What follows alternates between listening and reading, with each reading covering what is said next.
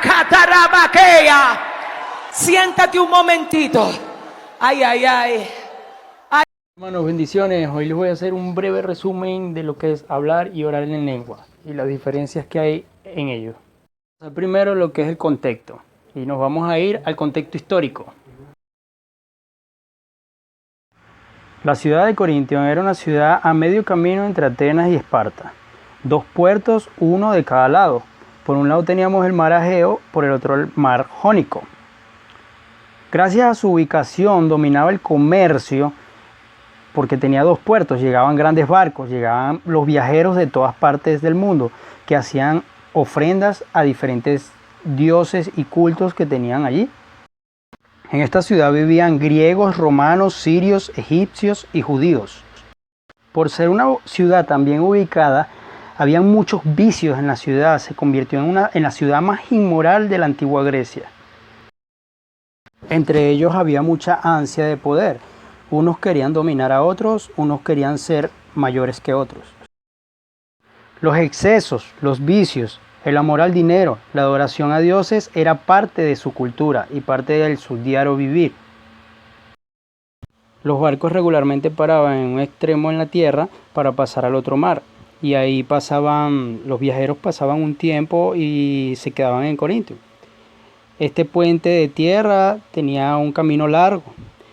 Aquí en Corintio albergaba el templo Afrodita, la diosa del amor, la carne, la pasión. Esta ciudad era tan famosa y perversa que los romanos llamaban a una persona así, le decían, eres un corintio. En 1 Corintios 6, 9 al 11, vemos cómo muchos creyentes corintios aún luchaban con las tendencias pecaminosas de su vida anterior, la idolatría, la fornicación, el adulterio, la homosexualidad, el lesbianismo, borracheras, robos, avaricia. Apenas 5 años después de que Pablo había fundado la iglesia en Corinto, se vio con la necesidad de escribir cartas para ellos, porque había visto que en la congregación había mucha soberbia y estaban muy divididos. En 1 Corintios 3:1, Pablo los describe como carnales, iglesia controlada por la carne. Se dejaban llevar por lo que sentían, por las emociones. Eran muy emocionalistas. Ya habiendo visto el contexto de los corintios, el contexto histórico de lo que eran ellos y lo que creían, vamos a ver un poco en qué parte de la Biblia nos empieza a hablar de las lenguas. Aquí Hechos 2 del 1 al 4 nos habla primero de Pentecostés, el día de que los apóstoles reciben el Espíritu Santo y hablan en lenguas. Aquí en el capítulo 11 nos habla de que cretenses, árabes, les oímos hablar en nuestras lenguas las maravillas de Dios. Vimos en el capítulo 1 al 4 que recibieron y ahora los oyeron. Pero ¿en qué los oyeron? Los oyeron hablar en sus propias lenguas. Aquí nos habla claramente de que esas lenguas que recibieron eran idiomas que podían interpretar y hablar. En el griego original esta es la palabra que aparece como lengua. No sabría decirla porque sería como yaguá o no sé qué, pero su significado es glosa. Y esa palabra en el griego original aparece tanto como lo habla en Hechos, tanto como las cartas en Corintios. Ambos usa eso. Le hice una pregunta a un amigo que es maestro del griego koiné original y él me respondió lo siguiente. Hermano, claro que sí, una glosa significa una lengua entendible. Definición de Tyler. La lengua, un miembro del cuerpo, un dialecto del habla, una lengua, un idioma o dialecto utilizado por un pueblo en particular o distinto de otras naciones o culturas. Hay una pregunta clave en todo esto. ¿Cuál es el propósito de los dones espirituales? 1 Corintios 12:7 dice, porque a cada uno se le da manifestación del Espíritu para el bien común. Y hay otras versiones que lo dicen un poco diferentes, pero todas manifiestan lo mismo, un bien común.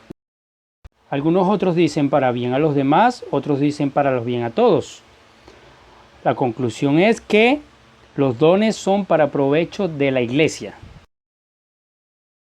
El verso 12 también nos habla de que esto sirve para edificación de la iglesia, de todos. Miren lo que dice el versículo 22. Así que también las lenguas son por señal, no a los creyentes, sino a los incrédulos. Asimismo, Romanos 12, del 4 al 8, nos dice que los dones son para edificación de todo el cuerpo de Cristo, que somos toda la iglesia. Nuestro Señor Jesús nos enseña que seamos sal de la tierra y luz del mundo. Así que nuestros dones tienen que ser usados para eso, para ser sal de la tierra, luz del mundo. No para esconderlos, no nada más para edificación de nosotros mismos. Hermanito, veremos unos puntos ahora de que si queremos hablar en lenguas en la iglesia, necesitamos un intérprete. Aquí el apóstol Pablo nos recuerda que no todos tenemos los mismos dones. Todos hablan en lenguas, todos interpretan. Vean lo que dice aquí en 1 Corintios 14:13. Por lo cual, el que habla en lengua extraña, pida en oración poder interpretarla. Si no tiene un intérprete, pida en oración poder interpretarla. Eso le dice Pablo a los corintios. Más adelante, en el versículo 19, Pablo prefiere hablar 5 palabras entendibles que 10.000 desconocidas. Una pregunta muy importante, mis hermanos. Si hablar en lenguas estuviera vigente hoy en día en las iglesias, ¿qué dice la Biblia? En 1 Corintios 14:10 nos dice Pablo, tantas clases de idiomas hay seguramente en el mundo, y ninguno de ellos carece de significado. Recordemos que Hechos 2:8 nos recuerda que son idiomas, cuando lo escucharon en sus propios idiomas. En 1 Corintios 14, del 27 al 28, dice, si habla alguno en lengua extraña, sea esto por 2 o más 3, y por turno, y un intérprete. Y si no hay intérprete, calla la iglesia y hable para sí mismo. Recordemos bien por qué Pablo le dice esto a los corintios. Recuerden que en ese momento todos los corintios, unos querían hablar en lenguas, otros querían ser más que los otros. Y todos hablaban al mismo tiempo, no se entendía nada. Cosa que pasa hoy en día también. Recuerden el verso 33 nos recuerda, pero Dios no es un Dios de confusión, sino un Dios de paz, como en todas las iglesias de todos los santos. Tema que sería orar en lengua. Hay hermanos que diferencian el hablar en lenguas con el orar en lenguas. Veamos qué dice la Biblia. Para orar en lenguas muchos hermanos adjudican estos pasajes, son 4 principales. Romanos 8:26, Judas 1:20, Efesios 6:18, 1 Corintios 14 del 4 al 7.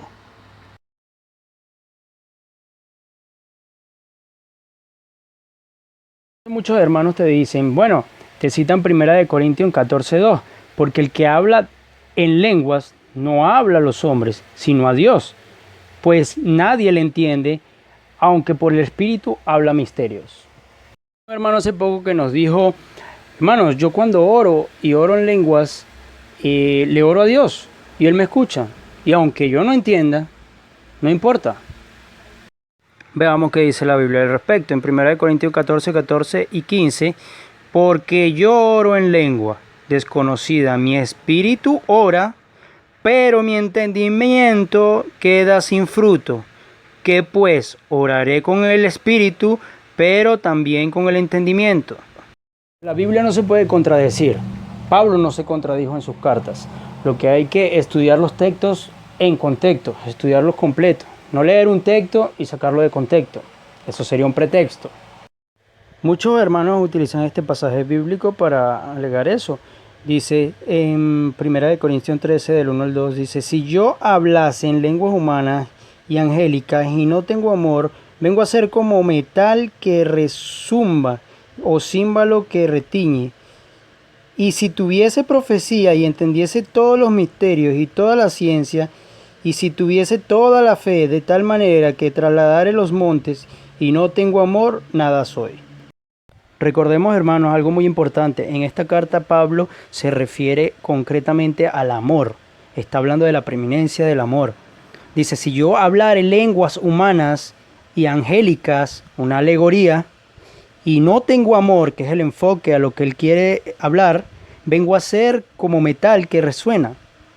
Si yo tuviese profecías y entendiese todos los misterios y toda la ciencia, ¿quién en la vida entiende todos los misterios y toda la ciencia? Es una alegoría. Si tuviese toda la fe, ¿quién tiene toda la fe? Asimismo, si yo hablase en lenguas angélicas y no tengo amor, no soy nada. Vengo a ser como címbalo. También utilizan 1 Corintios 14:4, que dice el que habla en lengua extraña, a sí mismo se edifica. Pero el mismo Pablo no puede contradecirse. Lo que dice en el 4 no se puede entender bien si no lees el capítulo completo. Aquí veremos mejor. 1 Corintios 14:4 no puede contradecir todo el texto. También tenemos 1 14, 9 al 10 y 1 14, 14 al 15, que nos dice, cuando aquí en el 9 nos dice, así también vosotros, si por lengua no digieres palabra bien comprendible, ¿cómo se entenderá lo que decís? Porque hablaréis al aire. Hablaréis al aire. Pablo no está contradiciendo lo que dijo en 14:4, porque es lo que quiso decir en 14:4 cuando dice, así mismo se edifica. No está diciendo que el Espíritu lo edifica. Está diciendo que uno mismo se enaltece, se edifica. Ya sabemos cómo venían trabajando los corintios. Ya sabemos cómo ellos querían ser unos más que otros para hablar en lenguas. Asimismo también el verso 14 y 15 nos los demuestra, que no se contradice con el 4. Dice Pablo, porque si yo oro en lengua desconocida, mi espíritu ora. Ok, pero mi entendimiento queda sin fruto, porque no entendí. Que pues oraré con el espíritu, pero también oraré con el entendimiento. Cantaré con el espíritu, pero también cantaré con el entendimiento. Lo que hemos visto, les voy a hacer unas preguntas. La primera, ¿cómo el orar en lenguas es un lenguaje de oración si debe ser interpretado? La segunda, ¿cómo puede ser orar en lenguas de autoedificación si los dones de edificación son para la iglesia, para todos? Como lo vimos en 1 Corintios 12:7. ¿Cómo puede ser un lenguaje privado si las lenguas son señal a los incrédulos? No todos poseen el don de lenguas, como dice 1 Corintios 12:11. ¿Cómo puede ser de autoedificación si no lo poseen todos los creyentes? ¿Acaso no sería un poco injusto que sea nada más un lenguaje de autoedificación y los demás que no tienen el don de lenguas, como lo dice la Biblia, no son edificados? Los que se traman unos mitos para inventarse las lenguas angelicales dicen que hablan lenguas angelicales para que sus oraciones no las escuche Satanás, para que sean solo con Dios. Pero esto es cierto. Hermanos, en la Biblia, tanto como Salomón, todos los personajes de la Biblia, Moisés, David, oraban libremente a Dios, sin tener que hablar en lenguas. ¿Acaso piensa que si Satanás escucha lo que tú oras y Dios tiene una voluntad para tu vida, no va a tener poder? Dios es soberano. Otro punto final es como resumen, mi hermano. El hablar en lengua puede ser repetitivo y aprendido. Eso lo hemos visto en muchas iglesias. Repiten siempre lo mismo.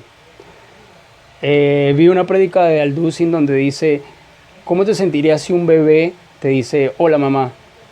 Y pasan los años y te dice, hola mamá, hola mamá. No tendría sentido. El espíritu no puede hablar siempre de lo mismo. Muchas religiones y cultos hablan en lenguas. Me consta. Muchas religiones y cultos, no solo cultos, brujerías, también hablan en lenguas. Tengan cuidado con eso. El espíritu Kundalini. Sentimiento de autoedificación. Sí, muchos sienten autoedificación al sentirse importantes, como los corintios.